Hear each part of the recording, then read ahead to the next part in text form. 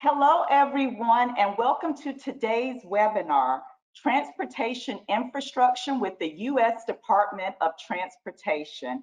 I am pleased to introduce today's speaker, Ms. Adrianna Clark. Adrianna is the Project Director for the U.S. Department of Transportation Southeast Regional Small Business Transportation Resource Center. For the past 15 years, she has made a career in assisting small and minority entrepreneurs.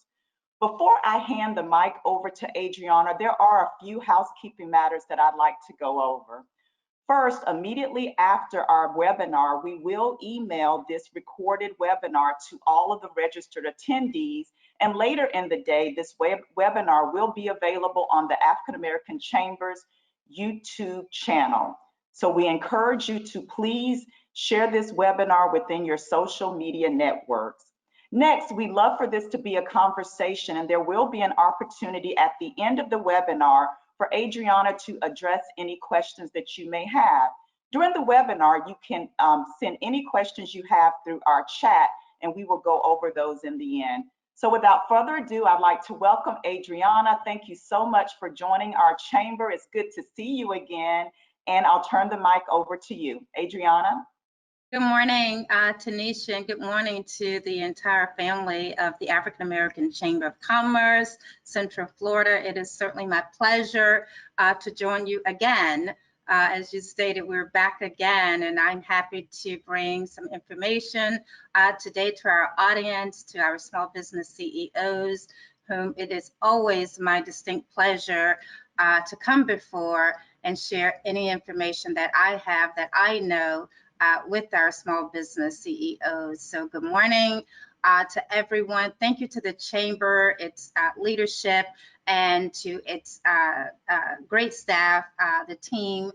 Thank you again for inviting me and extending an opportunity for your U.S. Department of Transportation to share some information. I wanted to just start by introducing our team, whom I believe is on the call with us. I'll just have a quick hello and acknowledgement to Carlos Villanueva, who's our Community Relations Manager, and we have Wendy Guerra, who is our program manager for our Access to Capital and our Surety Credit. They're both joining us today, and I tell you, we wouldn't be as efficient if we didn't have the both.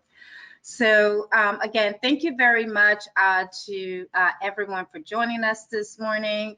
I wanted to just really pause for a moment, if I can take the liberty of just acknowledging at last count, over 135 transit operators who have lost their lives in this pandemic.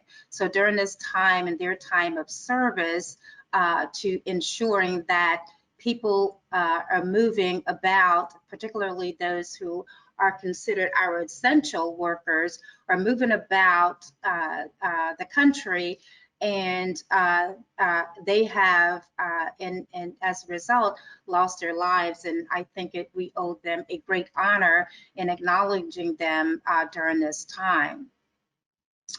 Now, the one thing that I can assure our audience, that even during this pandemic, and as business owners are really having to reimagine and regroup to figure out ways to improve upon and to market their business given the set of circumstances, but I can assure you that the U.S. Department of Transportation is still very much in the business of rebuilding, certainly building and revitalizing the nation's transportation infrastructure. So the work continues, and today my job is to tell you more about it and how your company can take part and what it is that the transportation industry is currently doing. And, you know, and I'm also delighted to share what I know about transportation, its opportunity, and what I am encouraged by, and I hope to encourage you with this morning. So with that said, again, my name is Adrianna Clark. I am your Southeast Region Director, the Office of Small Business. United States Department of Transportation. All right, so we'll jump right into it. As Tanisha said, we'll have a time for Q&A. I am definitely open to answer your questions. Stop me as I need to, but we want to get right into our discussion this morning. So the United States Department of Transportation, how we operate, USDOT is considered a federal agency and is considered the umbrella agency, under which that umbrella there are 10 operating administrations. Each of those operating administrations have their own procurement authority. So I can say to you, there's 10 touch points that a business can take part in, each making their own decisions about their procurement on a daily basis. So unlike some federal agencies, state and local municipalities, there's a centralized procurement authority where in one department, and in some cases only a few contracting officers handles and make decisions about procurement.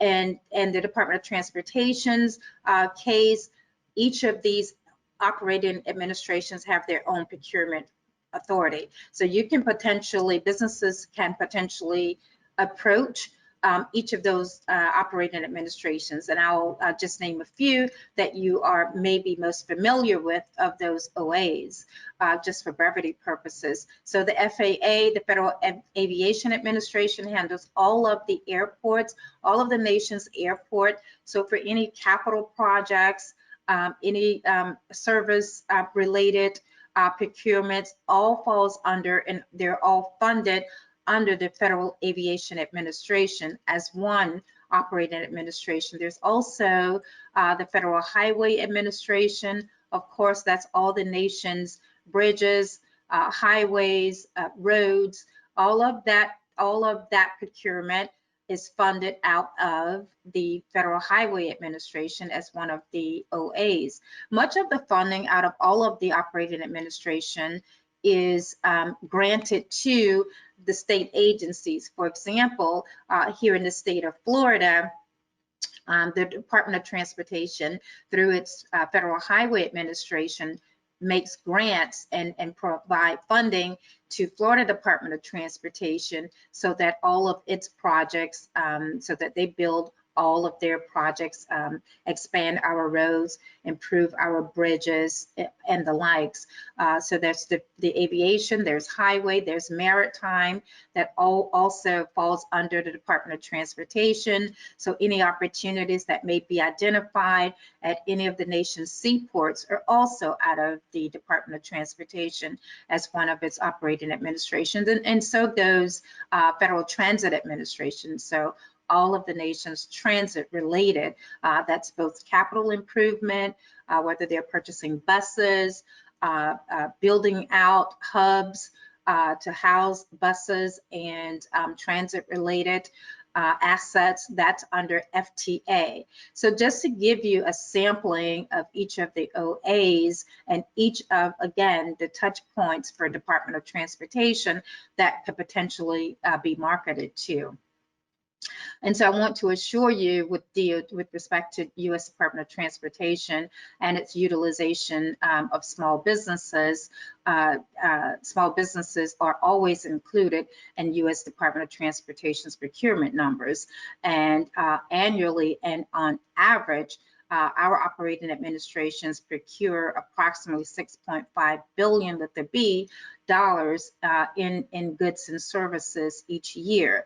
A distinction with the Department of Transportation, many of you may be familiar with the certification status of Disadvantaged Business Enterprise, or we like to refer to it as DBE. That is a certification specific to and unique to the Department of Transportation. The law was codified in the 1980s, and it still stands strong today. So those businesses that has the DBE certification are noted as businesses that we like to say in the transportation world are ready, willing, and able to perform on DOT and related contract opportunities. And so because that is codified into law, it simply means that state agencies and those that are receiving funds from the USDOT, many of those operating administrations at the state and local level that I mentioned, are receiving that grant funding and are required to report to the Department of Transportation on their utilization numbers. If we can go back to the previous slide, I wanted to comment on what that really roughly amounts to for small businesses, because you see that the amount of $6.5 billion, and we think in terms of goods and services that are procured by the department, well, what does that mean, and how does that translate to small businesses? So we could estimate, if we're estimating around 10% at the lowest number, roughly 405 to 500 or to $600 million of that 6.5 billion is automatically set aside for small businesses. And again, that has to do with the law that requires 10% of DOT's procurement must go to small businesses. So just wanted to provide some context around doing business with the United States Department of Transportation. And we can move forward to the next slide. I wanted to make sure, because in this time, as we know, Congress has passed what is termed the CARES Act. And so a lot of that conversation has entered into, into the commercial, into the business marketplace. And so just to understand, and I suspect many of us have attended webinars and have heard information about the CARES Act and how it relates, the portion of the CARES Act that relates specifically to small businesses. And just to highlight, much of that as it relates to small businesses is centered around the access to capital, financing and standing up businesses, so that we are hoping to sustain many of the small businesses who've been no doubt impacted by the current pandemic. And so as a result, contracting officers and not only U.S. Department of Transportation, but specific to USDOT, as I share information with you, I wanted to let you know, if you're not aware, and this information have not sort of filtered down, as a threshold for, as a standard threshold for a federal government purchase, for the micro purchase threshold has been raised from $10,000 to $20,000. Why is that significant? Because contracting officers have always had the wherewithal to just, go on to any of the government portals where small businesses are registered, identify a business that is providing a good or service for what the government is seeking to purchase, and they can simply make that purchase right out of their own procurement authority in the amount of $10,000 without having to, go out for competitive bid. So that amount, that threshold has always been $10,000. Where during the pandemic, that micro purchase now has been raised to $20,000 for purchases, and to $30,000 if you're outside of the U.S.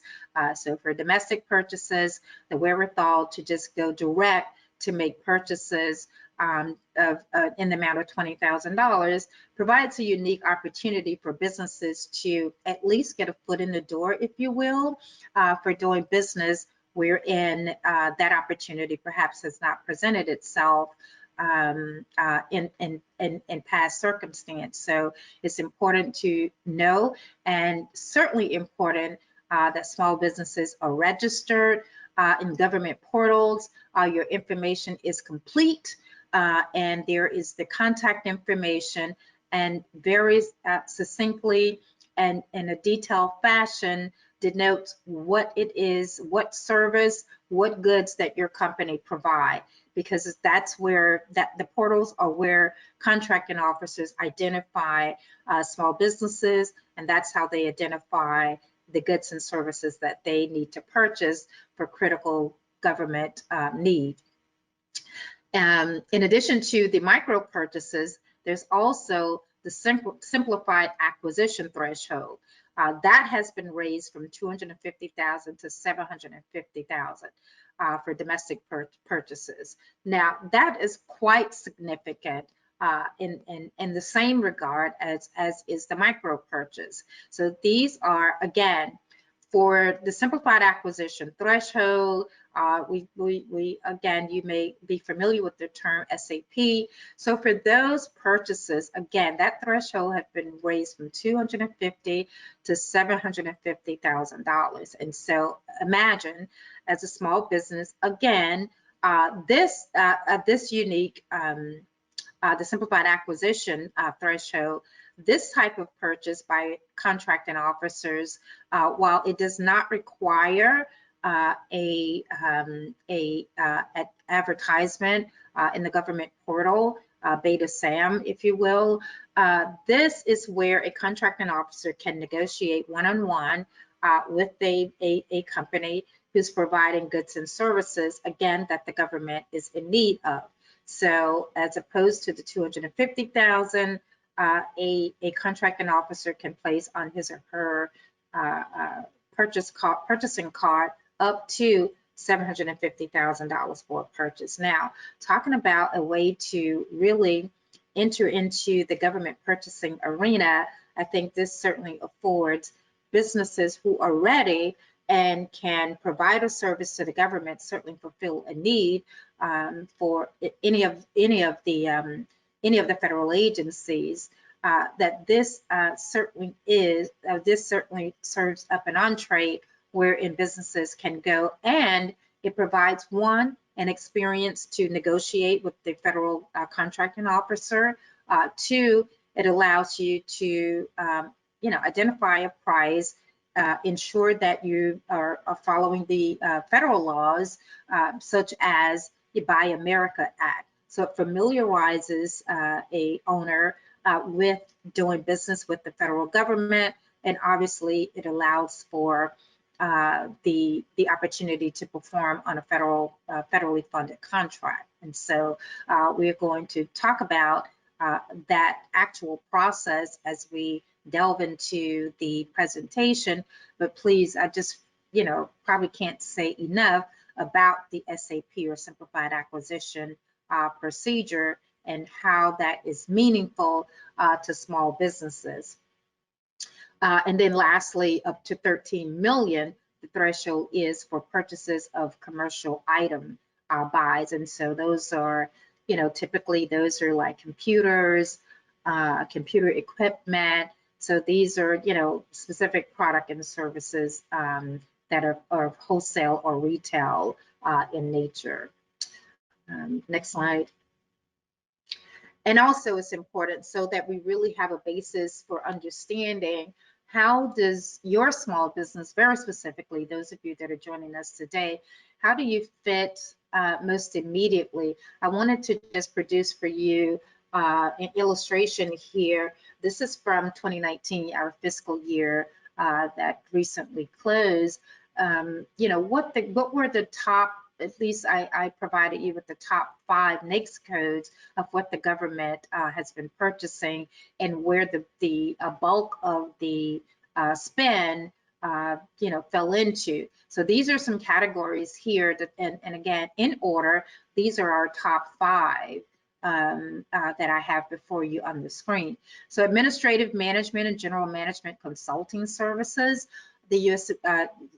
Department of Transportation, as well as other federal agencies, relies heavily on the private sector for certain management of any government service, and that varies. So oftentimes, I'll speak very specifically for the Department of Transportation in terms of management. So U.S. Department of Transportation, while we may see and be very focused on some of the assets that the department is building. So whether that's a road, highway, bridge, airport expansion, a transit hub, whatever those assets are that DOT has funded for building and improving a transportation system, wherever that may be located, there is obviously some management that goes. One centers around whether the issue of compliance. So whether or not a project is one being built to the specific budget,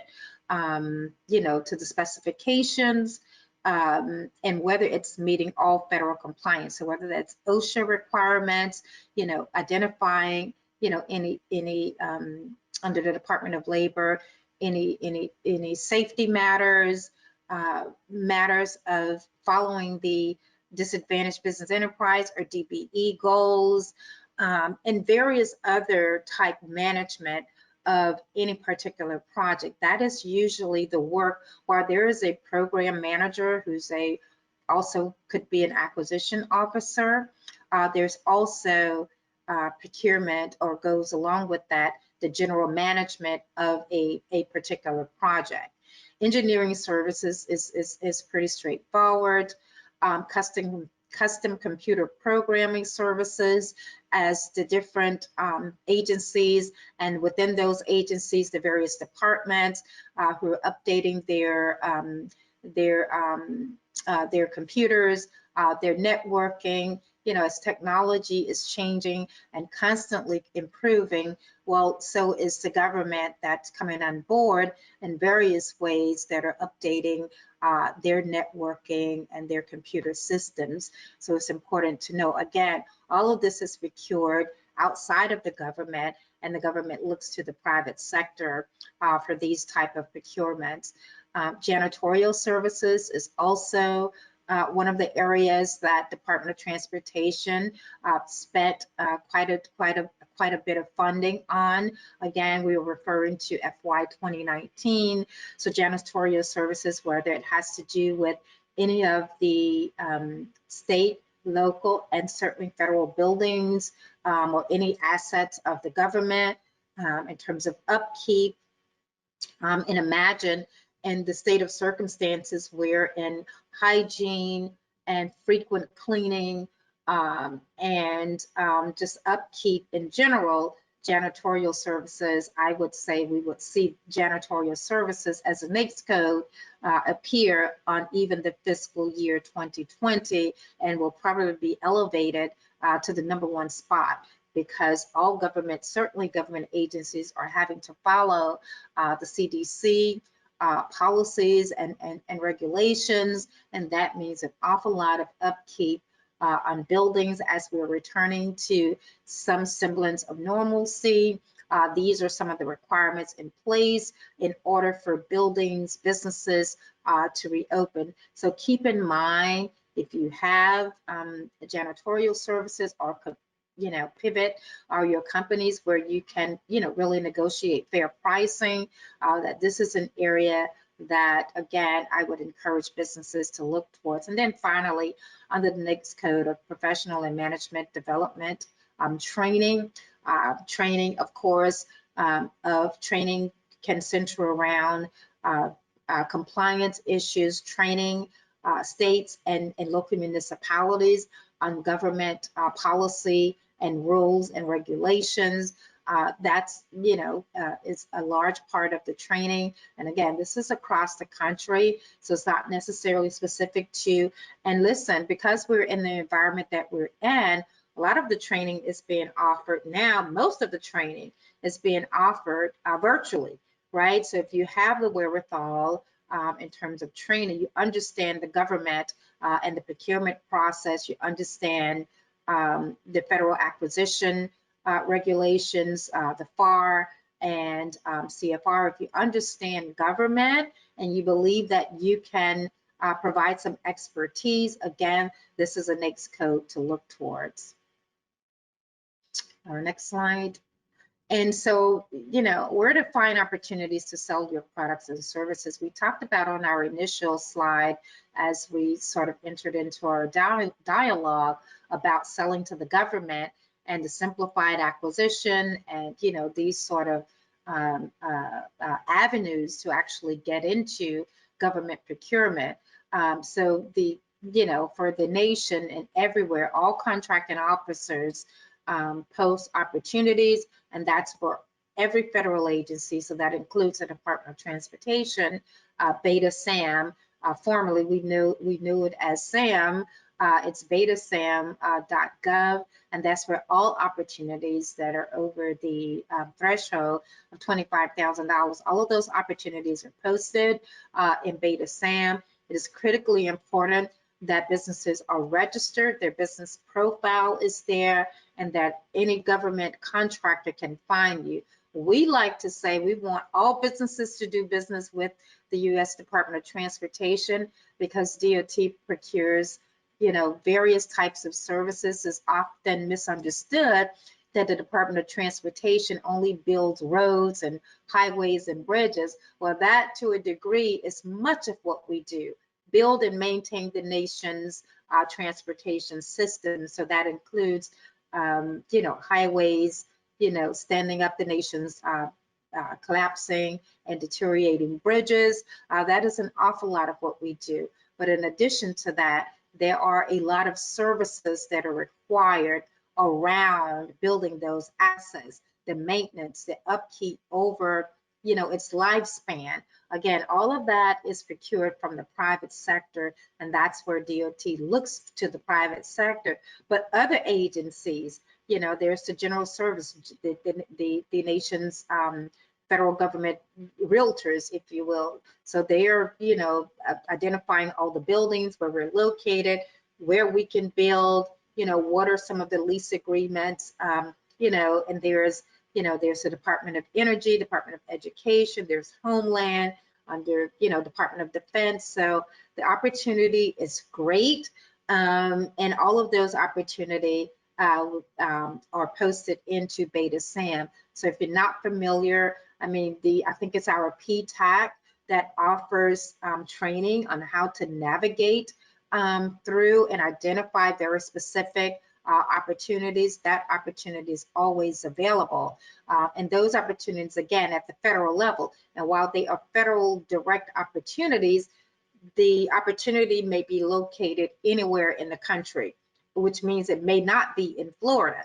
But if you think about certain services, particularly if it's technology and networking, if it's related, particularly, again, in the environment that we're in, those services can be offered while, we may be in Florida, you can offer the government services in Virginia, on a different platform. So do keep that in mind. And then at the state level, and this is not just for the state of Florida, but, in all states. So if you have the ability and capabilities to go outside of the state of Florida, you always, when it comes to transportation, you want to look for what we for brevity purposes refer to as STIP, but it's the Statewide Transportation Improvement Program. And so that program, and I have a link provided, in most cases, I've provided links in order that you all are able to follow up.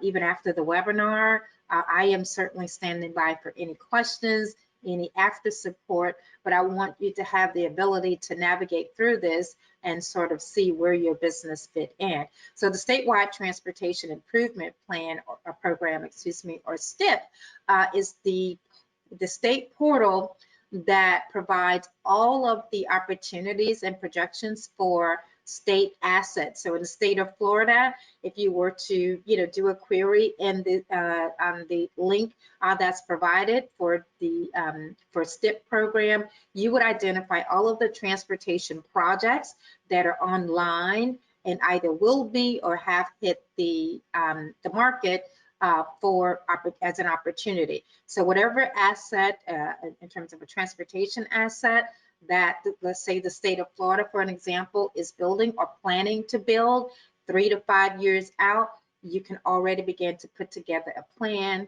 begin to have meetings, because you can identify these opportunities. So if there's going to be an airport expansion at any of the, any of the airports, as an example, you can know that information 3 to 5 years out in terms of business development, how to plan for that, to make, whatever considerations that your business need to make, deciding whether or not that is something that you can fulfill and take part in, an airport expansion. If they're building out another terminal, at an airport, then the opportunities vary they're wide ranging, and they are plentiful. So, these are two very important, portals in terms of finding the opportunities to sell your product or service. So, next slide.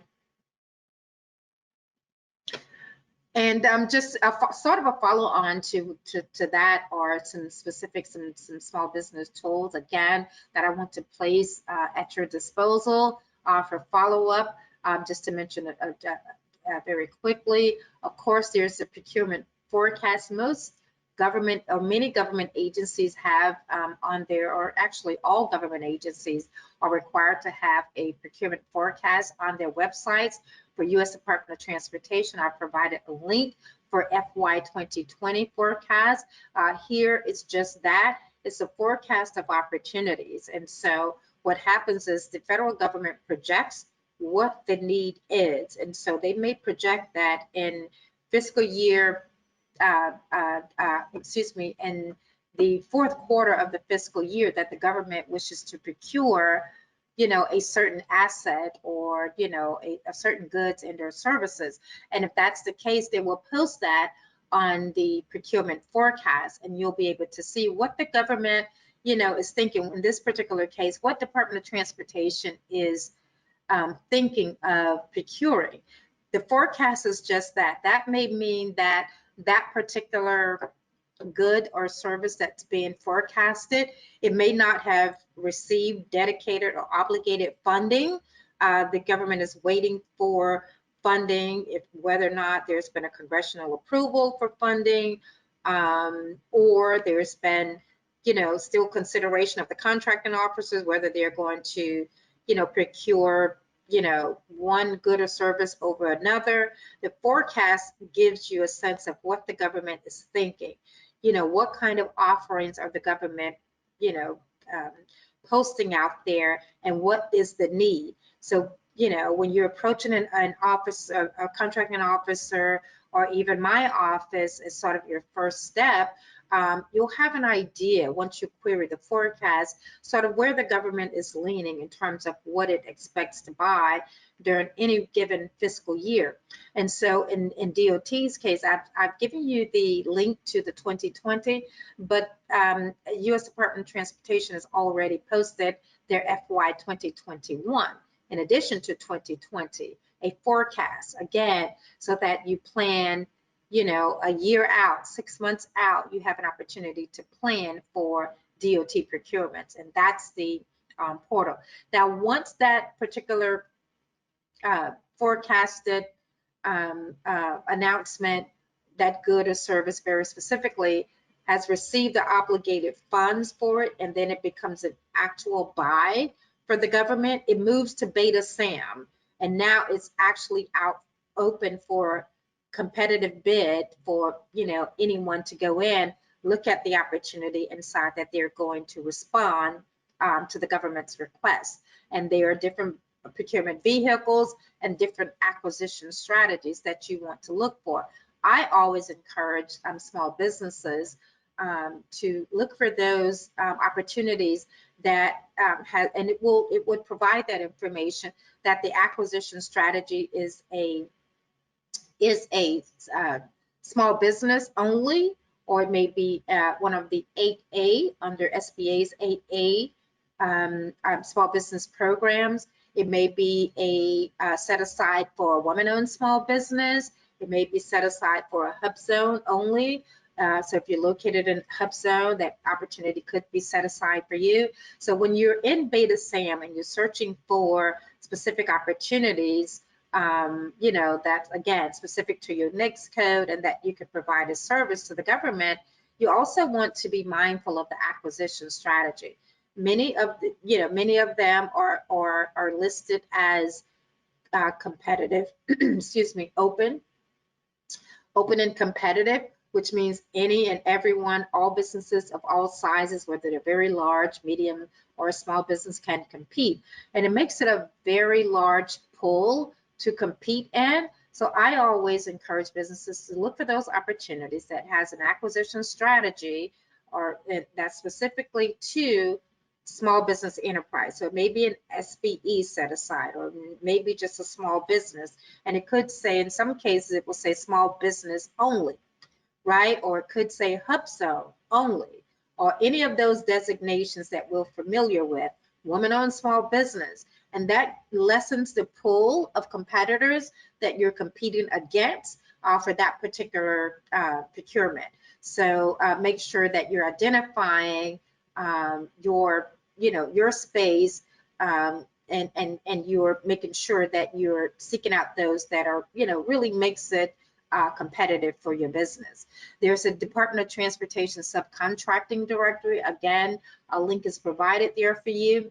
This, just to say a bit about it, the subcontracting directory lists all the contractors that U.S. Department of Transportation currently has an open contract with, and these are very large companies. So this is where you'll see either the very large construction companies or the very large management consulting companies that U.S. Department of Transportation have, multi-million, billion-dollar contracts with, and they are then required to utilize small businesses as a part of that major contract that they're holding with the Department of Transportation.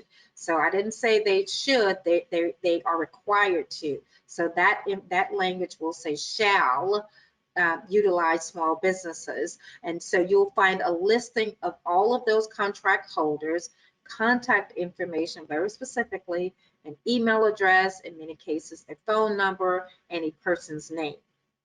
So that information, is public, and you'll be able to identify who Department of Transportation currently is holding a contract with. And then lastly here, you have an opportunity to talk with the DOT small business specialist at any time. So again, if your business is at the point that you believe, or you are or have in the past done business directly, not indirectly, with a federal agency, in this case with Department of Transportation, and you want to find out more about a specific opportunity, this is where you have an opportunity to talk with a small business specialist who knows very detailed information about a specific procurement. Now, again, this only relates to federal direct contracts, these contracts opportunities that are found in Beta SAM. For an example, these are not small business specialists for the local and state level contract opportunities.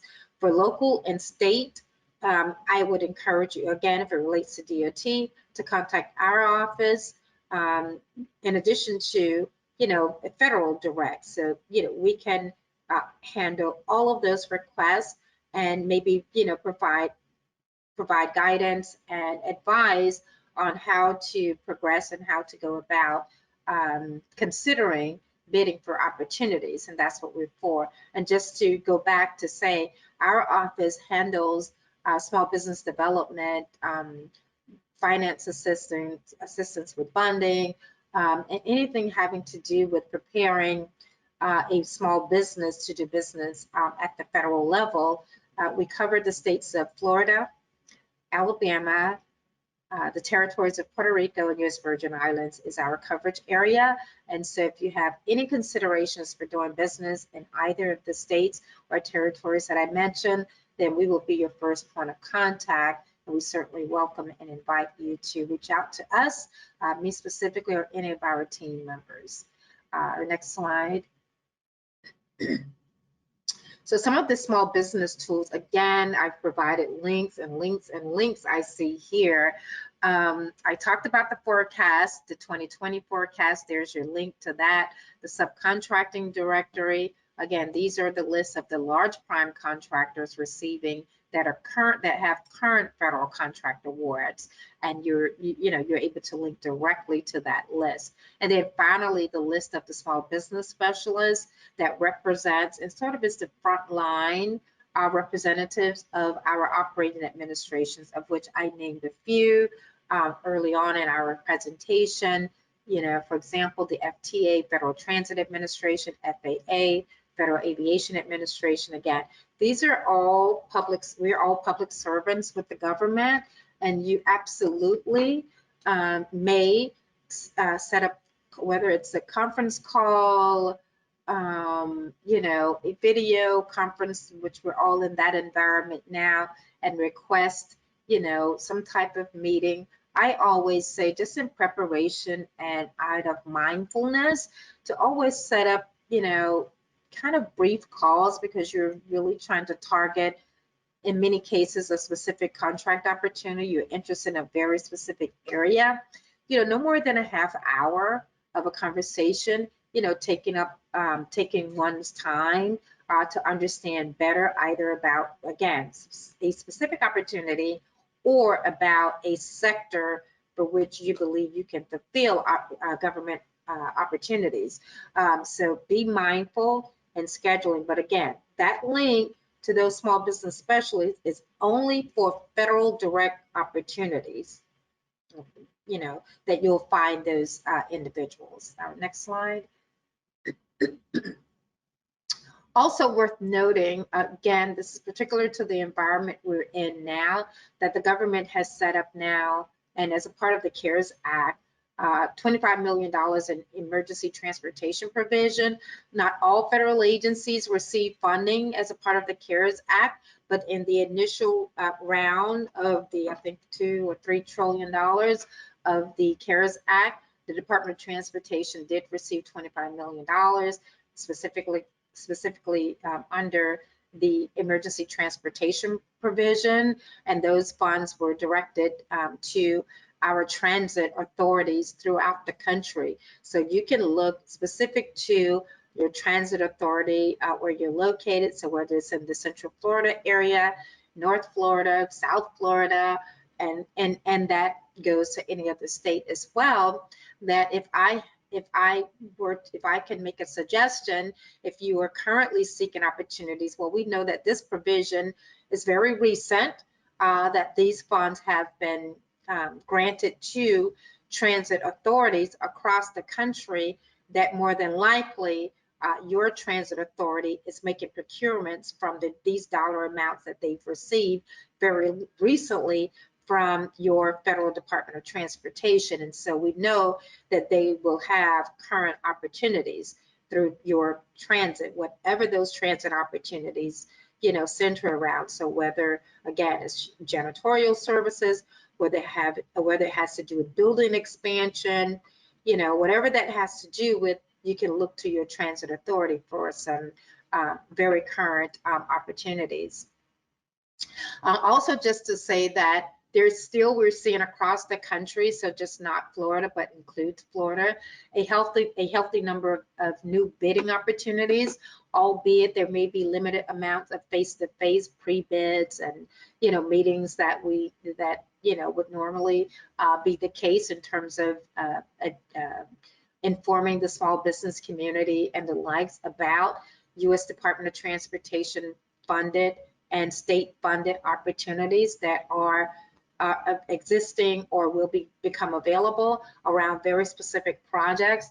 That continues, albeit in virtual manner. So information is being disseminated electronically. Pre-bid meetings are being held virtual, so that the business community continues to be informed about opportunities. There's also online industry conferences and video proposals.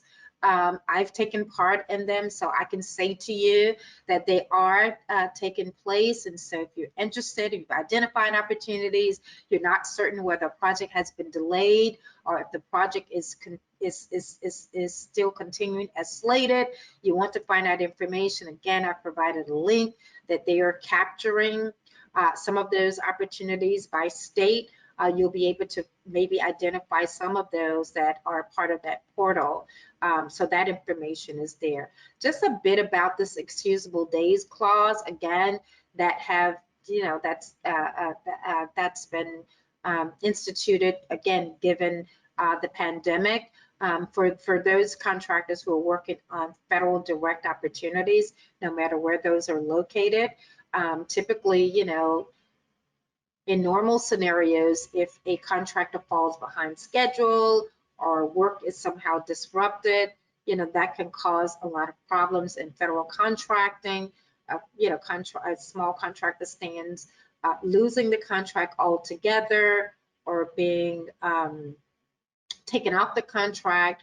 They also stand a negative reporting about their business.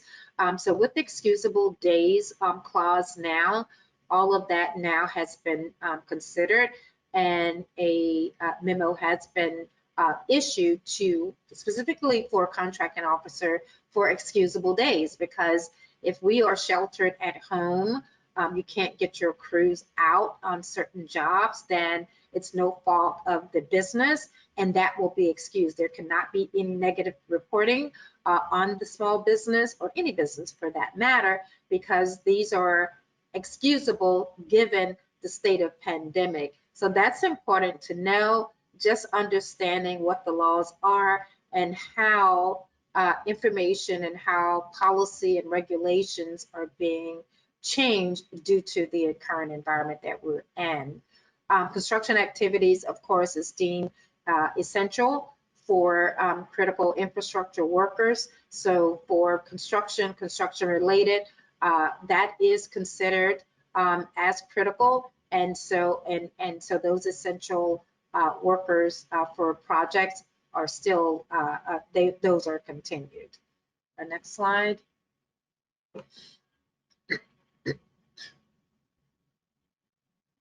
So just a little bit about the usaspending.gov. I do not believe that it's as widely used as it should be, but if you're ever interested in tracking the government spending, who's spending what and where, there's the usaspending.gov. Again, maybe given the pandemic and the times that we're sheltered in place, and maybe your crews are not out and you have more time for business development and just conducting some research that perhaps under normal circumstances the time just does not permit, or staff is stretched. This is a time to really understand where are the opportunities, where do you spend your time and your resources given at this time. What agencies do you look to, and you want to know what is the spend, where they're spending their money. usaspending.gov reveals that information. So I just highlighted a few just to observe, but more importantly, I've provided the link so that you can identify, for example, where is DHS or Homeland Security spending their money? What is their awarded amount? What are they spending? And so Department of Education, Energy, Agriculture as such, how much they have awarded to businesses. You can identify it by sector, so you can identify what are they spending and where they're spending it, and in what sectors are they spending their awarded funding. So this is just, again, just to make sure that you're following the money, where the money is being spent across the country, but more importantly, where your business is located. Next slide.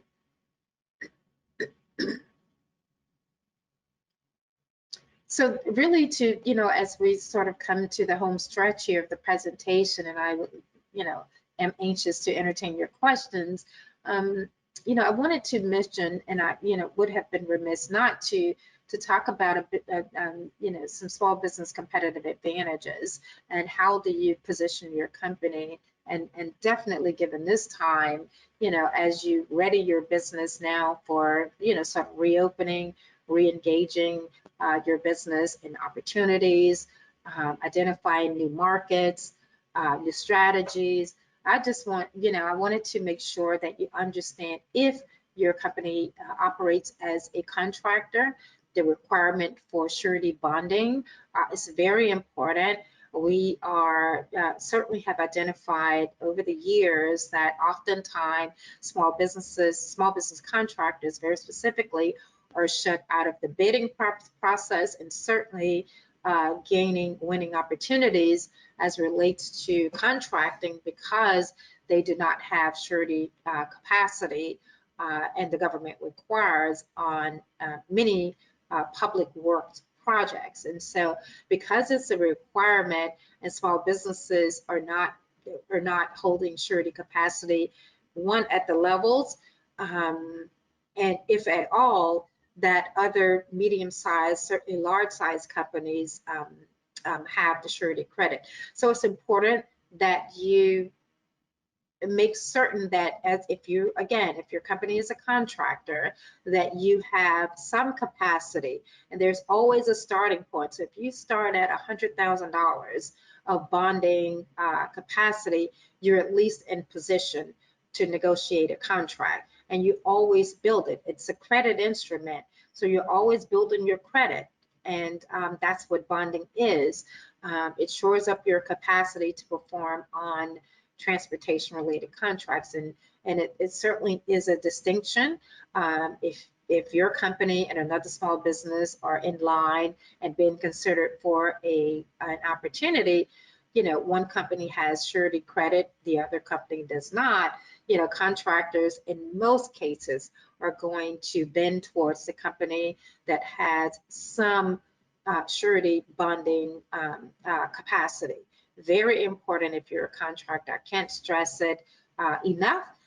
We spend a lot of our time and our staff resources in making sure and preparing for and assisting companies with their bonding. Very important. Financing, we know cash is king, so whether you're having a line of credit, but some type of access to capital is critically important. So being able to carry, particularly when you get into government contracting, it's vital that companies are able to carry their payrolls and their expenses, anywhere. I often say just be prepared for 60 to 90 days. Now, in many instances, the government pays, and we like to say within 30 days, but I say prepare or plan, for worst case scenarios, and celebrate, if it's not.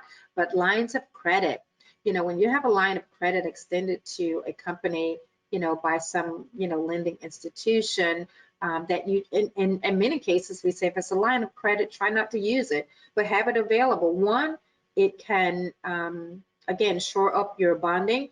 It can get you to greater bonding capacity if you have a line of credit.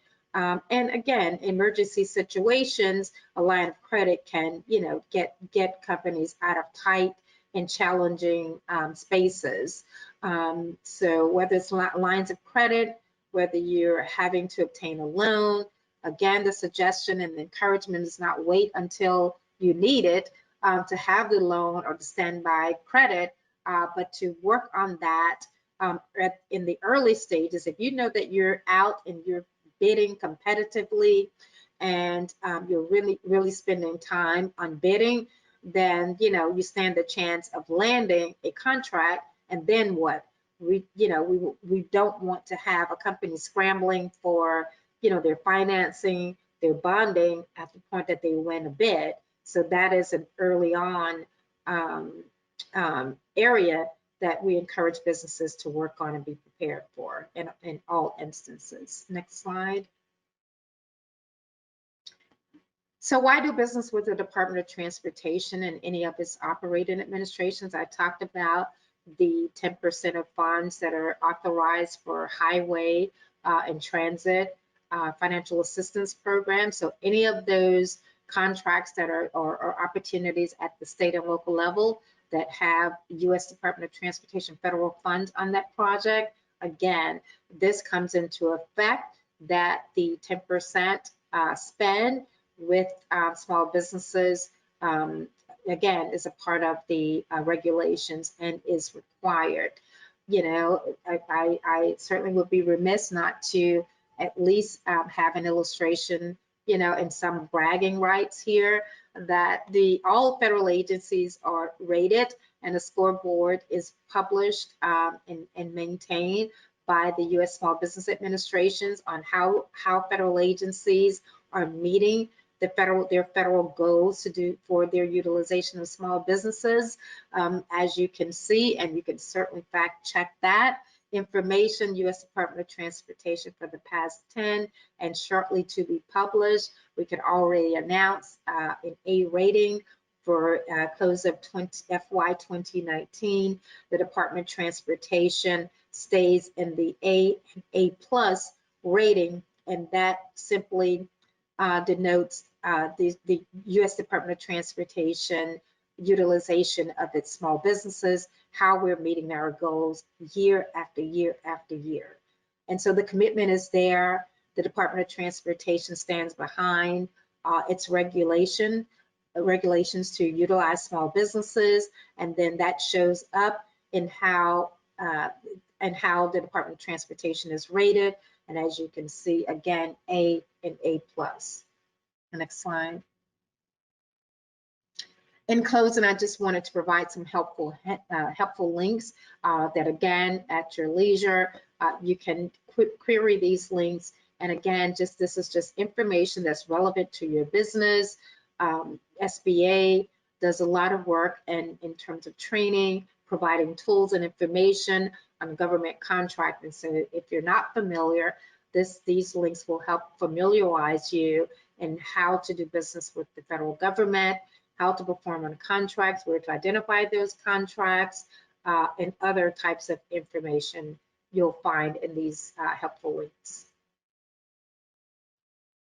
Next slide, and I believe that's it. So we're at the point now of Q&A, and I'll turn it back over to our host to facilitate, how we go through the Q&A. I'm happy to answer any question that you have, whether you think it relates or not. Please pose a question. And thank you to everyone.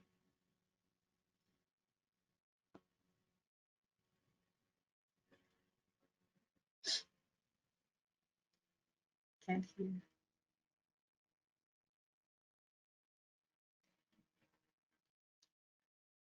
I'm sorry, I can't hear, Tanisha. I don't hear. Yes, can you hear me now? I can.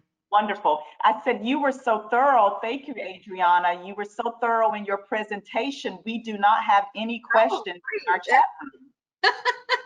Well, So, that's great. That is great. Yeah, thank you for coming and spending time with us today, and for providing some very, very helpful information regarding the upcoming and current contracting opportunities with the U.S. Department of Transportation. And you provided a lot of helpful links, but one that really caught my eye, and I just want to reiterate, is the usaspending.gov.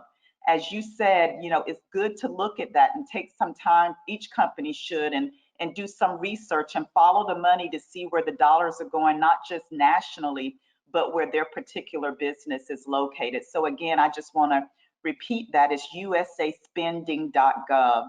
So again, thank you, Adrianna, for again spending time with us today. I pray that you and your family as well in South Florida, keeping safe during this pandemic and everything else that we're experiencing in our community. We do have a couple of other upcoming workshops that I'd like to go over. If we could go to the next slide, please.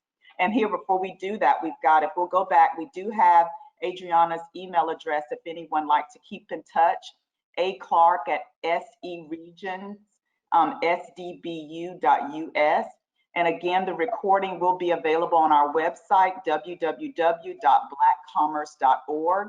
We have some additional webinars that's coming up. Next week, we have one with the Florida Department of Transportation, contracting opportunities with them on June 18th at 11 a.m. So please go on our website and register for that upcoming webinar.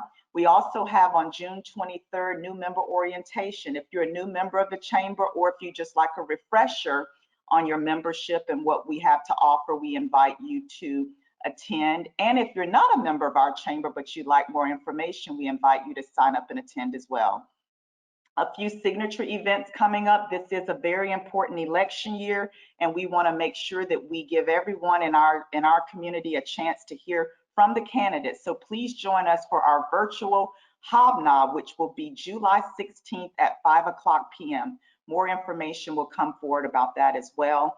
We also have our inaugural business conference. This will be the first business conference hosted by our chamber, which will be live from Full Sail, but it will be a virtual conference, but we will stream it live from Full Sail University, one of our sponsors, along with Wells Fargo and the Black Business Investment Fund, who are also presenting sponsors.